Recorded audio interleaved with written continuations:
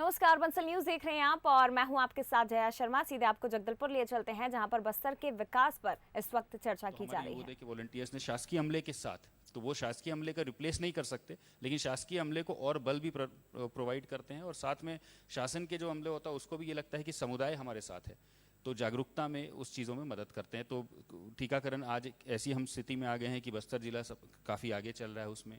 उसी तरह से स्वास्थ्य के क्षेत्र में कुपोषण की लड़ाई में लगातार युवोदय के वॉलंटियर साथ में, जब क्योंकि जैसे हमारे पास अधोसंरचना है, हमारे पास पोषण पुनर्वास केंद्र है जहाँ पर हम कुपोषित बच्चों को ले जा सकते हैं, बट बहुत छोटे छोटे कारणों की वजह से लोग ले जाना नहीं चाहते हैं। जैसे कि अभी तो खेती बाड़ी का सीज़न है, अगर बच्चे को ले करके माँ चली जाएगी तो खेत में कौन काम करेगा, दूसरा बाकी जो बड़े बच्चे हैं उनके साथ कौन रहेगा। तो जब युवा उन्हीं के बस्ती का, उन्हीं के बगल में पड़ोसी ही आकर के जब प्रेरणा देता है कि नहीं दीदी आप लेकर के जाओ, हम संभाल लेंगे, तो वो समुदाय जुड़ता युवोदय है। के कुछ बच्चे हमारे बीच थे भी। जी। मैं चाहूँगा माइक उनको दें, अनिल जी। युवोदय के बच्चे से हम बात करेंगे कि क्या उनकी सोच है, कैसे वो काम करते हैं। कौन कौन है युवोदय से, आप लोग खड़े हो जाएं जी। क्या काम रहता है आप लोगों का? सबसे पहले ये बताइए कि युवोदय में आने की सोची कैसे आप लोगों ने? सर, सबसे पहले हम स्वयं सेवक के रूप में जुड़े थे युवोदय से, जिसमें हमें जानकारी मिली सबसे पहले कि यहाँ पे किस किस क्षेत्र में कार्य किया जाता है, सामुदायिक स्तर पर किस किस तरह से कार्य किया जाता है और समुदाय स्तर पर कैसे लाभान्वित होते हैं और साथ ही हम आगे कैसे अग्रसर हो सकते हैं किस किस क्षेत्र में काम करके। फिर स्वयं सेवक के रूप में जुड़कर सर हमने बहुत सारे क्षेत्रों में कार्य करके कार्य क्षेत्र का अनुभव ज्ञान मतलब प्राप्त किया। लोगों के बीच आप जाते हैं, जी। योजनाओं कैसे समझाते हैं उनको, वो आपकी बात मान लेते हैं?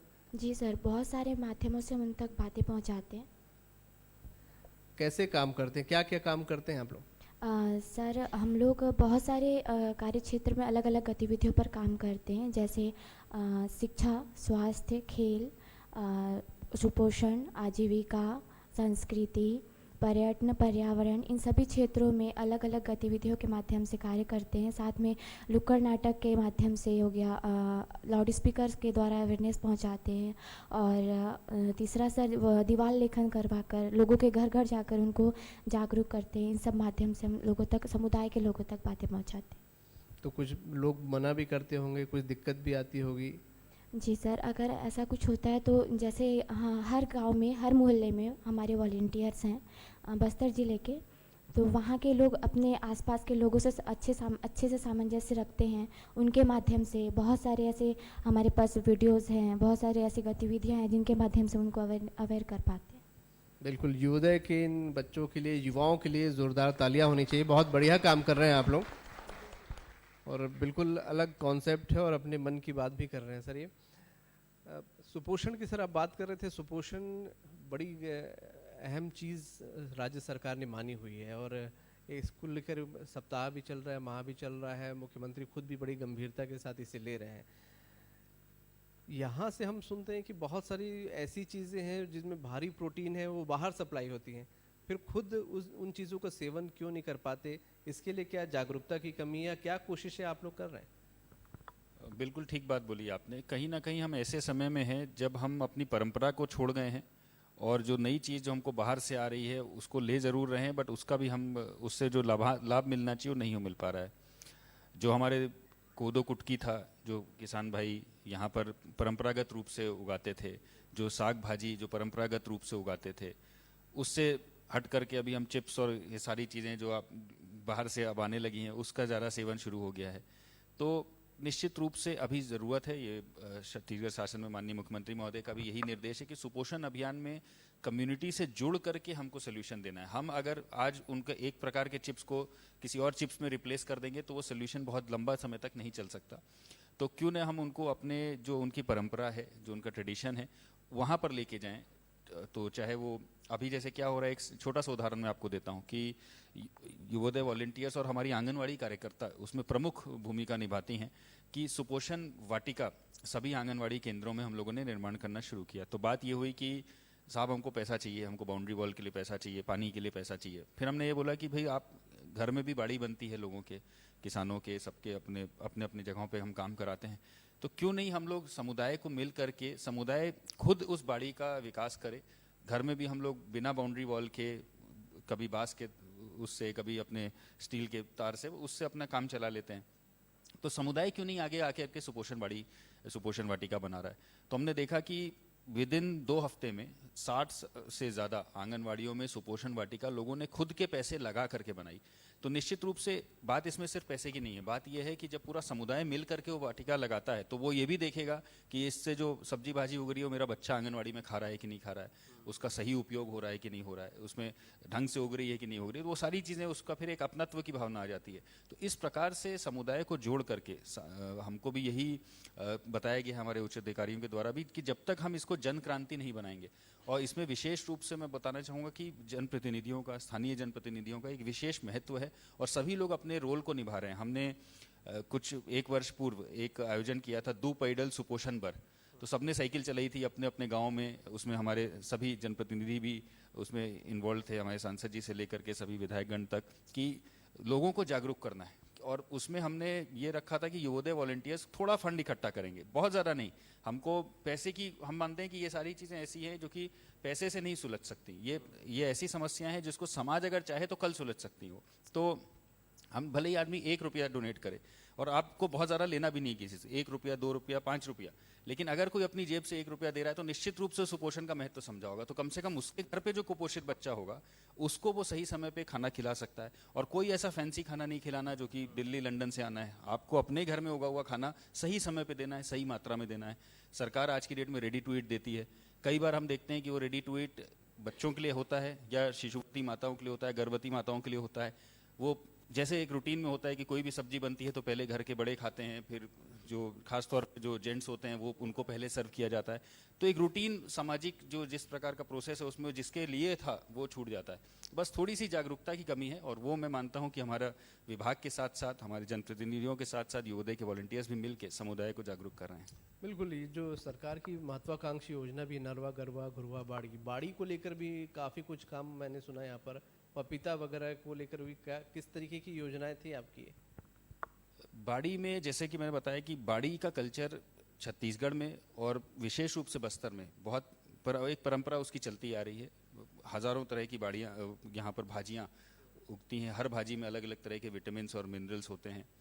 तो उनको प्रमोट करने के लिए विशेष हम लोग अभियान चला रहे हैं। उसी तारतम्य में सामूहिक जो सामुदायिक बाड़ी होती है उस कॉन्सेप्ट में भी यहाँ पर काम है। जैसा कि आप जानते हैं कि विशेष रूप से जो पिछड़ा क्षेत्र है बस्तर का, बस्तर में भी जो पिछड़ा हुआ क्षेत्र है वो थोड़ा सा हाइट पे है, एलिवेटेड है, प्लेटू नुमा क्षेत्र है और पहाड़ी क्षेत्र जिसको बोलते हैं। वहाँ पानी का स्टोरेज भी नहीं बहुत ज़्यादा हो पाता, पानी रुकता नहीं है, तो धान की जो प्रोडक्टिविटी होती है वो कम होती है। तो ऐसे क्षेत्र में हम देखते हैं कि अक्सर वो या तो फैलो पड़ा रहता है, उसको वहाँ पर कोई फसल नहीं लेता, या फसल लेता भी है तो बहुत मेहनत से, बहुत खर्चे से फसल लेते हैं, उतना प्रोडक्टिविटी नहीं आता है।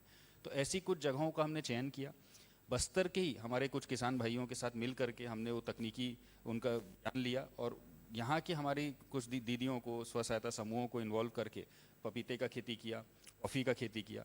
अब उसमें हम देख रहे हैं कि कॉफ़ी में हमारे पास इतना पोटेंशियल है कि आपको जानकारी होगी, बगल में ही विशाखापट्टनम जिला है जहाँ पर अराकू वैली बहुत फेमस हो गई है कॉफ़ी अपना। और अराकू वैली का मुझे अभी किसी ने जानकारी दी कि अधिकतर उसकी जो कॉफ़ी जाती है वो विदेशों में जाती है। वहाँ इंडिया के मार्केट में वो जाती भी नहीं है क्योंकि विदेशों के लिए मतलब इतनी हाई क्वालिटी वो है। तो हमारी जो कॉफ़ी है वो भी उसी लेवल की, हमने तकनीकी जब परीक्षण कराया तो वो भी उसी लेवल की निकली। फ़ायदा ये है कि कॉफ़ी जब किसान लगाएगा, एक तो पहले तो वो इस ज़मीन पे लगाएगा जहाँ धान ट्रेडिशनली नहीं उगता या फिर कम उगता है, तो आसानी से लगा सकता है। दूसरा, कॉफ़ी जब लगता है तो उसको प्लांटेशन के लिए उसको शेड देनी होती है। तो आप एग्रो फॉरेस्ट्री जो हम बोलते हैं कि जो जंगल कहीं ना कहीं कट रहा है, कम हो रहा है, कई बार हम बोलते हैं कि वन अधिकार पट्टे जो हम देते हैं उससे किसान मोटिवेट होता है जंगल काटने के लिए। लेकिन अगर वो कॉफ़ी लगा रहा है तो निश्चित रूप से 4 पौधे और लगाएगा, बड़े छायादार पेड़ लगाएगा जिससे एग्रो फॉरेस्ट्री हो सके, पेड़ों से उसको अलग आय होगी। इस प्रकार से अभी हमने कॉफ़ी का कुछ जगहों पे दरभा में एक्सपेरिमेंट किया था। एक्सपेरिमेंट में वर्ड बोलूँगा क्योंकि ये सारे नए प्रयोग हैं और अभी उसका जो रिजल्ट देखने को मिल रहा है, उसमें जो आय जो आ रही है उससे देखने को मिल रहा है कि 5000 एकड़ हम लोगों ने अभी दूसरे चरण के लिए प्लान कर लिया है। राज्य सरकार में भी उसको लेकर के बड़ी प्लानिंग की जा रही है कि आगे चल के हो सकता है छत्तीसगढ़ स्तर पे कोई बोर्ड बनाया जाए, इस प्रकार की भी प्लानिंग वहाँ पर चल रही है। तो निश्चित रूप से ये नए आजीविका के साधन है जो कि बाड़ी के कॉन्सेप्ट से, या एक आधुनिक खेती अगर हम इसको बोल सकते हैं। तो जो पपीता भी हमारी दीदियों ने लगाया है, उस पपीता में यूएस की, इजराइल की ये सब टेक्नोलॉजीज़ को यूज़ किया गया है और एक आधुनिक रूप से वो खेती कर रहे हैं और उसमें भी ये काम कर रहे हैं कि ना सिर्फ पपीता बेचें बट पपीते बेस्ड जो प्रोडक्ट्स हैं उसको भी वो लोग बेचें। तो निश्चित रूप से हमारे ऐसे क्षेत्र जहाँ पर धान को हम प्रमोट ना करके इस तरह की ऑल्टरनेट खेती तो इनके करें। लिए क्या मार्केट भी तैयार करने में आप लोग कुछ मदद करते हैं? मार्केट को लेकर के मैं पहले पपीते का उदाहरण देता हूँ। कुछ दिन पहले एक दिल्ली में बड़ी कॉन्फ्रेंस हुई थी जो कि सिर्फ इसी मार्केट पे थी, फ्रूट्स और वेजिटेबल्स को लेके। वहाँ पर हमारे अधिकारी गए थे, आला अधिकारी, वहाँ पर उन्होंने प्रस्तुतिकरण किया। लोगों ने हाथों हाथ ये डील कर दी कि इस पूरे पपीते को अभी हम खरीद लेंगे। तो इस प्रकार मार्केट उपलब्ध है। दिक्कत यह है कि हम कैसे उस मार्केट को टैप कर सकें। यहाँ बैठे बैठे हम उतने बड़े सपने नहीं देखते, लेकिन निश्चित रूप से ज़रूरी है सपने देखना। और बस्तर में जैसा कि आपने पहले ही बताया था, प्राकृतिक संसाधन इतने हैं, लोग इतने अच्छे हैं, इतना काम करने का इच्छा रखते हैं कि निश्चित रूप से हम किसी भी मार्केट को टैप कर सकते हैं। एक बादल एकेडमी भी आप लोगों ने कुछ बनाई है, किस तरीके से काम कर रही है, इसके पीछे किस तरीके की सोच है? काफ़ी तारीफ क्योंकि उसकी हो रही है। बादल को लेकर के जैसे कि अभी मैंने बताया, अध्यक्ष महोदय का बस्तर विकास प्राधिकरण का बहुत समय से ये एजेंडा रहा है, ये ध्यान रहा है कि बस्तर के जो आदिवासी जनजीवन है उसको हमको डॉक्यूमेंट करने की आवश्यकता है, नहीं तो वो लुप्त हो रहा है। जैसे आज हम देखें तो बस्तर में हल्बी और गोंडी दो बड़ी भाषाएं बोली जाती हैं जो कि ज़्यादा संख्या में लोग बोलते हैं, लेकिन उसके अलावा भी डायलेक्ट्स बहुत सारे हैं। भतरी है, धुरवी है, इस प्रकार के अलग अलग डायलेक्ट्स हैं। इस जनरेशन में हम देखते हैं तो बच्चे वो डायलेक्ट भूल जा रहे हैं, डायलेक्ट नहीं बोलना जानते। हल्बी और गोंडी जरूर जानते हैं। धीरे धीरे हम भाषाएं लुप्त होते हुए देख रहे हैं। और जब एक भाषा लुप्त होती है तो उसकी पूरी संस्कृति लुप्त हो जाती है कहीं ना कहीं। तो उनको अभी यही समय है जब हम उसको डॉक्यूमेंट कर सकते हैं, उसका दस्तावेजीकरण कर सकते हैं, दस्तावेजीकरण करके उसको ट्रांसमिट कर सकते हैं नॉलेज को। क्यों नहीं आज की डेट में हम हल्बी या भतरी या धुरवी सीखने के 2 हफ्ते के क्रैश कोर्स हों, 2 साल के डिग्री कोर्सेज हों, डिप्लोमा कोर्सेज हों, इस दिशा में अभी काम करने की आवश्यकता है। उसी को लेकर के बादल Bastar academy of dance art literature हमने बनाया है और आने वाले समय में उसका खैरागढ़ यूनिवर्सिटी हो या फिर अपने आप में कॉलेज उसको स्थापित करने के लिए भी हम लोग कवायद कर रहे हैं। निश्चित रूप से इसमें सफलता हमें मिलेगी। बस्तर का एक और टूरिस्ट प्लेस आपने तैयार कर दिया है। लोग बाहर के भी लोग आएंगे तो बहुत कुछ उनको वहाँ जानने समझने को मिलेगा। अगर बस्तर को जानना है तो वहाँ पहुँच जाएंगे। बिल्कुल जान भी सकते हैं और लंबे समय तक रुक करके भी यदि आपको बस्तर से कुछ लेना है, बस्तर की आदिवासी बोली आपको सीखनी है तो वो आप सीख भी सकते हैं। तो उसकी भी उस टाइप की व्यवस्था वहाँ पर होती है कि? वहाँ पर रुकने की भी व्यवस्था है। बहुत अच्छे कॉटेजेस भी बने हैं जहाँ पर आप लंबे समय तक रुक सकते हैं। उसके अलावा डॉर्मेट्रीज भी हैं। तो रेजिडेंशियल पूरा एक एकेडमिक कैंपस वो बना हुआ है। बिल्कुल शानदार प्रयास है। इसके लिए तो वाकई ज़ोरदार तालियां होनी चाहिए अपने आप में। तो हमने यहाँ के युवाओं के लिए भी एक जब बातचीत की तो आर्मी में जाने को लेकर एक काफ़ी क्रेज़ है और उसके लिए हमने सुना ज़िला प्रशासन भी कुछ तैयारियां करवा रहा है, मेहनत कर रहा है। ये किस तरीके की सोच है? क्या आप लोग कोशिश कर रहे हैं? लगभग 6 से 8 महीना पहले माननीय मुख्यमंत्री महोदय ने चिट्ठी लिखी थी हमारे जो डिफेंस मिनिस्टर महोदय हैं भारत देश के, उनकी तरफ से बहुत पॉजिटिव रिस्पांस आया था। उस चिट्ठी में ये वर्णन था कि बस्तर में यदि वास्तव में हमको नक्सलवाद की समस्या को ख़त्म करना है तो कहीं ना कहीं देशभक्ति से, देश सेवा से हमको ज़्यादा से ज़्यादा हमारे युवाओं को जोड़ना चाहिए। और इसी बेस पे उन्होंने मांग की थी कि बस्तर बटालियन की आर्मी में शुरुआत हो। तो सबसे पहले बस्तर बटालियन बनने से पहले ये देखना है कि बस्तर के ज़्यादा से ज़्यादा बच्चे सेलेक्ट हों आर्मी में। हमने फिगर देखे तो बस्तर के बच्चे जितने होने चाहिए, क्योंकि आर्मी के अपने फिगर्स होते हैं कि कितने रिक्रूटेबल पॉपुलेशन है, उसके हिसाब से बस्तर में 5% से भी कम लोग अप्लाई करते थे। अप्लाई के बाद सिलेक्शन तो निश्चित रूप से और कम था। तो इसमें कुछ करने की हमने सोची कि ये बहुत ज़रूरी है कि बस्तर के युवा आर्मी में जुड़ें, क्योंकि एक युवा आर्मी में जुड़ता है तो आर्मी में यदि भर्ती होता है तो वो जब वो वर्दी पहन के वापस छुट्टी में वापस आता है तो पूरा गांव का बाकी जो जितने युवा हैं, पूरे तहसील के युवा, वो सब लोग उसको लेकर के एक प्रेरणा लोगों में रहती है।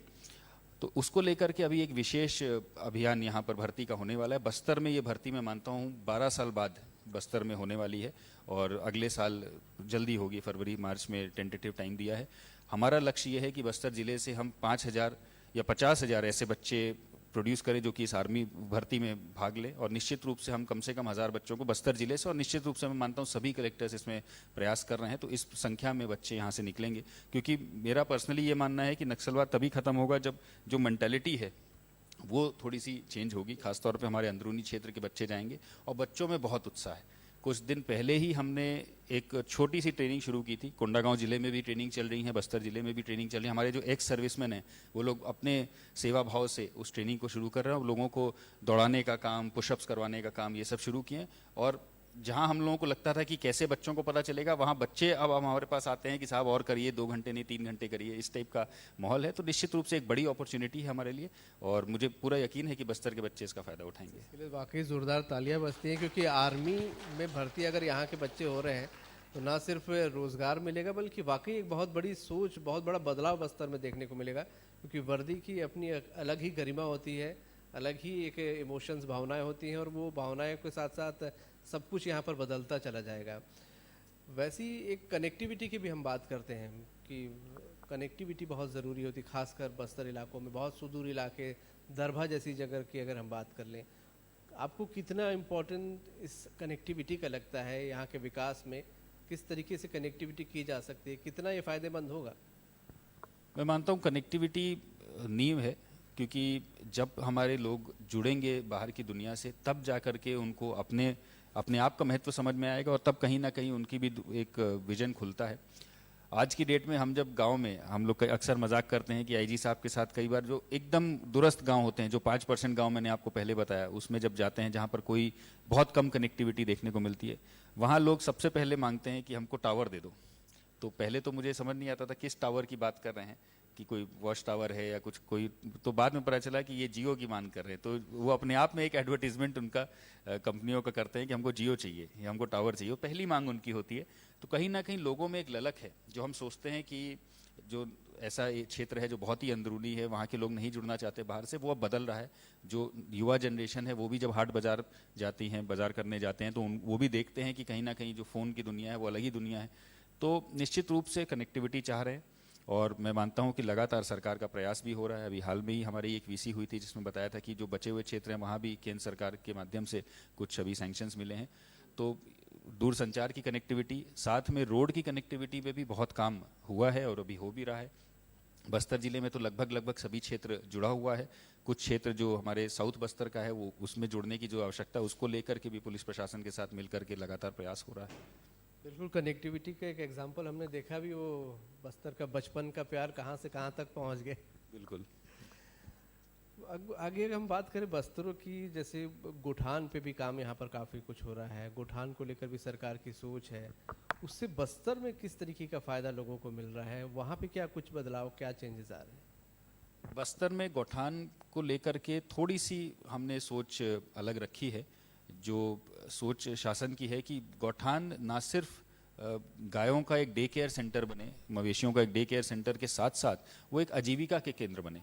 जो हम स्व सहायता समूहों का काम देते आ रहे थे, अलग अलग समूह अपने घर में अलग अलग जगहों पे बैठ करके काम करते थे, उससे कई बार होता था कि समूह में एक रूपता नहीं आती थी, समूह में एकजुटता नहीं होती थी। तो वो अब गौठान में ही सभी प्रकार के काम, चाहे वो बाड़ी का काम हो, चाहे वो छोटी मिनी राइस मिल लगाने का काम हो, निश्चित रूप से जो गोबर को अभी हम खाद में बदल रहे हैं, वो खाद की बिक्री भी लगातार हो रही है।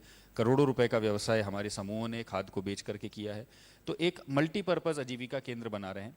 कुछ जगहों पे मशरूम का भी काम गौठानों में होता है। तो निश्चित रूप से एक सेंटर बन रहा है जिससे महिलाओं के सशक्तिकरण को आप अपनी आंखों के सामने होते हुए देख सकते हैं। बिल्कुल। और हम अगर बात करें बच्चों की, बस्तर के आपने बताया दूरस्थ अंचलों में भी जाते हैं आप, कई जगहों पर कलेक्टर रहे हैं, कई शहर, बड़े बड़े शहरों की भी बात कर लें, वहाँ और यहाँ के में आपको क्या कुछ अंतर लगता है, सोच में अंतर लगता है? अगर हम फैसिलिटीज़ को अलग भी कर दें, क्या बदलाव, क्या अंतर पाते हैं आप वहाँ के बच्चों में, यहाँ के बच्चों में? ये युवाओं की भी अगर बात कर लें तो मेरे ख्याल से ओवरऑल तो सब एक ही है, लेकिन कहीं ना कहीं बच्चों में एक जिज्ञासा यहाँ पर है, जानने की इच्छा है, और लेकिन एक थोड़ी सी हिचक भी है शहर के बच्चों में। क्योंकि रायपुर में भी मैं लंबे समय में रहा था, तो शहर के बच्चों में और यहाँ पर जो एक मुझे मुख्य जो दिखता है कि कहीं ना कहीं एक संकोच है सामने आकर के कुछ पूछने में, कुछ बोलने में। वो संकोच अक्सर शहर के या प्लेन एरिया के बच्चों में नहीं दिखता है। एक छोटा सा प्रयोग हमने किया था कि अमेज़ॉन एलेक्सा, जो एक छोटा सा डिवाइस आता है जिसमें आप कुछ भी पूछ सकते हैं और वो उसका उत्तर देता है गूगल से, और भी उसके कई उपयोग हैं, लेकिन एक मुख्य उपयोग वो भी था। एक हमारे ही शिक्षक साथी ने अपने पैसे से या शाला का जो पैसा थोड़ा बहुत आता है उससे एलेक्सा खरीद करके एक एक्सपेरिमेंट किया था। तो बच्चे इतने ज़्यादा रुचि उसमें लेने लगे थे कि वो वीडियो जो उसका रिकॉर्ड हुआ था वो अपने आप वायरल हो गया और अमेज़ॉन जो कंपनी थी वहाँ तक पहुँच गया। तो अमेज़ॉन कंपनी ने हमसे संपर्क किया कि इसमें तो हम भी कुछ करना चाहते हैं या हम भी इसका वो करना चाहते हैं। तो हमने बोला कि आप हमको पहले 4000 एलेक्सा और दीजिए, फिर निश्चित रूप से हम आपके साथ पार्टनरशिप करेंगे। उन्होंने भी खुले हाथों से एलेक्सा हमको दिए। आज वो एलेक्सा जब आप देखेंगे किसी स्कूल में जा करके, तो बच्चे स्वयं से अपने आप से आकर के सवाल पूछते हैं। तो वो जो पहला जो हिचक था, उनको सवाल पूछने का जो हिचक था, वो अब दूर, उन कम से कम उन स्कूलों में हम देख रहे हैं कि बच्चों का धीरे धीरे दूर होता है। तो वो बच्चे सामने आकर के बात करते हैं। और मैं समझता हूँ कि जैसे जैसे शिक्षा को बेहतर अंजाम मिल रहा है यहाँ पर, अंग्रेजी माध्यम स्कूल जो यहाँ पर शुरू हो रहे हैं, शुरुआत में बात आ रही थी कि बस्तर में कौन पढ़ेगा अंग्रेजी माध्यम स्कूल में। आज जो हमारा सबसे पिछड़ा क्षेत्र है दरभा का, वहाँ सबसे ज़्यादा जो पालक हैं वो उत्सुक हैं और 20-20 किलोमीटर दूर से वो अपने बच्चे को पढ़ाने लेके जा रहे हैं अंग्रेजी माध्यम स्कूल में। इस प्रकार की महत्वाकांक्षा है लोगों की और निश्चित रूप से इतना एम्बिशन रखेंगे, इसमें मेहनत करेंगे तो बच्चे हमारे यहाँ के भी बहुत सफल होंगे। यहाँ पे जो सेंट्रल लाइब्रेरी है वो भी क्या ऐसी सोच के तहत आप लोगों ने यहाँ पर बनाई?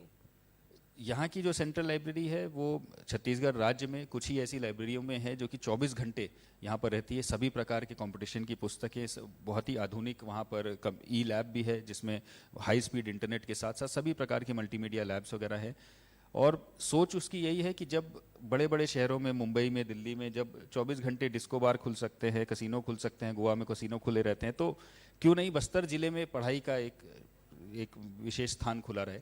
और आज भी हम देखते हैं रात को 2 बजे 3 बजे भी कई बार औचक दौरा करते हैं तो 20-25 बच्चे, 40 बच्चे कंपटीशन की तैयारी वहाँ करते हैं और बहुत फ़ायदा। और उससे भी ये फ़ायदा होगा, कंपटीशन में तो निश्चित रूप से हमारे बच्चे जाएंगे, बट कहीं ना कहीं एक बच्चों का शुरू से ही रीडिंग हैबिट में डेवलपमेंट वो दिखेगा। क्योंकि लाइब्रेरी में ना सिर्फ कंपटीशन के बच्चे बल्कि छोटे बच्चों के लिए भी सबसे ऊपर के फ्लोर में एक प्रॉपर डेडिकेटेड जगह है जहाँ लर्निंग सेंटर के रूप में, जहाँ वो इंटरेक्ट करते हुए लर्निंग कर सकते हैं। और पेरेंट्स के लिए भी एक स्थान है कि अपने छोटे बच्चों को कभी सैटरडे को, संडे को जब खाली हों तो बच्चों को ले करके वहाँ जाएं, खुद भी कुछ पढ़ सकते हैं। बच्चों के साथ घूमते हुए एक पढ़ाई का वातावरण में बच्चों की रुचि रचनात्मक रूप से पढ़ाई में डेवलप हो, इसको लेकर के प्रयास है। काफ़ी कुछ आप बदलाव कर रहे हैं यहाँ पर और सफलता भी पा रहे हैं। तो क्या उन बैचमेट्स को भी याद करते हैं जो जब आप बस्तर आ रहे थे या बस्तर को लेके जिनकी अलग सोच थी, कुछ इनवाइट उनको भी करते हैं या उनसे भी चर्चा होती है? हम तो लगातार अपने बैचमेट्स को और अपने जितने भी परिचित दोस्त हैं सबको लगातार बोलते हैं। कुछ लोगों ने आए भी हैं, कुछ लोगों को हम यहाँ से फ़ोटोज़ और वीडियो भेजते भी हैं। लोगों को लगता है कि ये उसी बस्तर की बात हो रही जिसके बारे में सुना था, क्योंकि यहाँ पर हम लोग अक्सर बोलते हैं कि आप पत्थर फेंकिए आपको झरना मिलेगा। तो इतना खूबसूरत है बस्तर। बस ये है कि और ऐसी जगह है जहाँ पर कभी हो सकता है कोई भारी संख्या में ना गया हो और आपको ऐसी जगह देखने को मिलेंगी। और लोग भी बहुत अच्छे हैं, बहुत वेलकमिंग है। और आपसे भी मैं गुजारिश करूंगा कि आप भी हमारे साथ बस्तर घूमें। और कई बार हम देखते हैं कि छत्तीसगढ़ के ही नगरों के जो लोग हैं उन्होंने भी बस्तर के बारे में नहीं देखा होता है, नहीं गए होते हैं और बहुत ज़्यादा अच्छा सुना भी नहीं होता है। तो सभी से निवेदन है कि बस्तर आएँ, खुद देखें और अपने आँखों का देखा झूठ नहीं बोलता है। बिल्कुल सही कहा आपने। और क्योंकि पूरे छत्तीसगढ़ की अगर हम बात करें, कनेक्टिविटी अब काफ़ी अच्छी हो गई। वायु सेवा जो शुरू हुई है, मुझे लगता है कि बहुत क्रांतिकारी कदम है। काफ़ी बूम आएगा टूरिज्म में कम से कम इस वायु सेवा से, क्योंकि वहाँ भी अच्छा रिस्पांस मिल रहा है और यहाँ भी लोग काफ़ी तारीफ कर रहे हैं। बस्तर की जो ये अभी पहला लेग शुरू हुआ है हैदराबाद और रायपुर से जो कनेक्ट कर रहा है, ये उड़ान का भी पूरे देश में one of the top flights अभी चल रही हैं जो साथ में इनॉग्रेट हुई थी। और ये बाकी तो छोड़ दीजिए, जो कंपनी जो चला रही है एयर अलायंस, वो खुद ही आश्चर्यचकित है कि इतना ज़्यादा उनका ठीक चल रहा है। और सेना जो पूरी सेवा है वो भी अनइंटरप्टेड चल रही है। हार्डली पूरे साल भर से ज़्यादा हो गया, एक बार बस थोड़ा डिले हुआ था या कैंसिल हुआ था, उसके अलावा अनइंटरप्टेड चल रही है। और हर दिन उनका जो बेस लेवल होता है उससे बेहतर यहाँ पर रिस्पॉन्स मिल रहा है। तो निश्चित रूप से आने वाले समय में और भी सेवाएँ इस प्रकार की हों, बस्तर और भी जुड़े, इसके हम लोग उम्मीद कर रहे हैं। जी बहुत बहुत शुक्रिया आपका। आप लगातार बेहतर काम कर रहे हैं और उम्मीद है जो विज़न है आपका बस्तर को बदलने का या एक नया बस्तर खड़ा करने का, गढ़बो नया जगदलपुर या गढ़बो नवा बस्तर, उसमें आप सफल होंगे। बहुत सारी शुभकामनाएं हमारी आपको। धन्यवाद।